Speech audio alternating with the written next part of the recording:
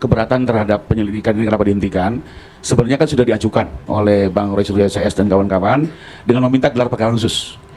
Bahkan saat itu untuk menjawab rasa penasaran masyarakat, Bareskrim sendiri juga menghadirkan institusi di luar Polri seperti Komnas HAM, Ombudsman, Kompolnas, Komisi 3 DPR, ya di dalamnya Irwasum, Propam dan segala macamnya disaksikan oleh banyak pihak dan semua dipaparkan. Ya. Yang memaparkan tidak hanya tim penyidik, tapi juga tim lapor semua ada di situ. Yang di dalam itu semua para pakar, bukan polisi, mereka tuh ASN, dokter-dokter, ahli kimia, ahli fisika, memaparkan kepada peserta gelar. Memang peserta gelarnya di sini adalah petinggi-petinggi Polri, termasuk pihak-pihak luar itu. Semua orang bisa memberikan pendapat. Dan di situ sudah terang-terang, di situ juga dijelaskan kok bahwa ini sudah diambil semua gitu. Saya kan tahu aja mengikuti dari situ. Ya. Dan keberatan-keberatan terhadap tadi dalil bahwa tidak boleh dalam penyelidikan itu ada penyitaan, sudah dia sampaikan juga di situ. Bahkan saat itu saya juga menjawab bahwa buka Perkaba Reskrim nomor 1 tahun 2022. Jelas di peraturan yang terbaru, beliau rujukan 2022, ya, itu dibolehkan dalam penyelidikan itu dilakukan keterangan ahli, ya, bisa dia lapor, bisa dia dan segala macamnya, ya, itu dibolehkan, itu clear di Perkaba 1 2022. Kedua saya kasih contoh deh, ini yang mudah bisa dicerna oleh masyarakat. Apakah betul dalam membuktikan sebuah perkara itu dalam penyelidikan tidak boleh dilakukan keterangan ahli gitu ya. Ada di sebuah rumah ada pembunuhan, ada di sebuah rumah kosong ada mayat di dalam ruangan, lalu ada penjaga rumahnya 2 orang. Heboh, RT semua melihat, lalu pertama diduga ini karena kematian. Reserse datang, semua dilakukan oleh TKP dan mayat ini dibawa karena berhubungan darah, dibawa ke lapor untuk diuji apakah karena kematian wajar atau tidak wajar. Pertanyaannya adalah, kalau mengikut dengan pemikiran dari abang kita, berarti mayat ini nggak boleh dibawa dong, harus naik dulu ke penyidikan, dari penyidikan baru diminta keterangan ahli, kan ridiculous itu. Justru saat itu saat penyelidikan adalah dibawa ke lapor, didengarkan, diuji, dicek, ternyata kematian wajar. Akhirnya apa? Tidak ada pembunuhan dan penyelidikan ditutup. Tidak perlu ditinggalkan ke penyidikan.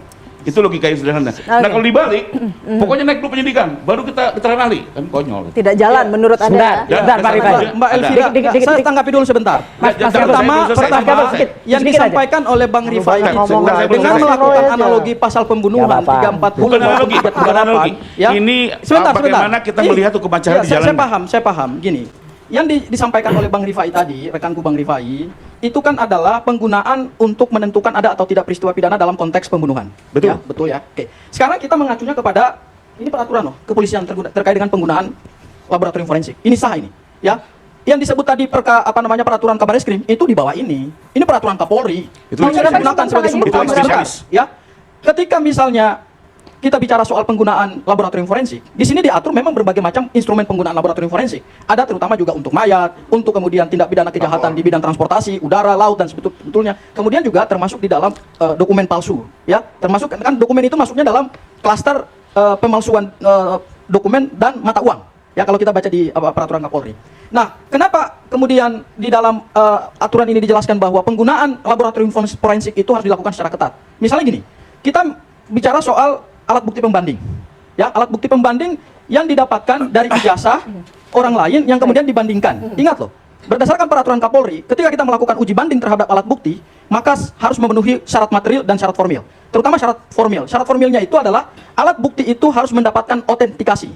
Pertanyaan kita, dalam tahap penyelidikan yang dilakukan oleh Bareskrim, meskipun Mas Roy Suryo bersama teman-teman pernah menyampaikan keberatan, tetapi lagi-lagi keberatan itu tidak indahkan oleh penyidik gitu. Karena memang itu kewenangan mereka. Dan mereka juga melanggar asas-asas hukum acara pidana yang diatur dalam KUHP. Mereka tidak bebas, mereka tidak berimbang, dan mereka tidak jujur.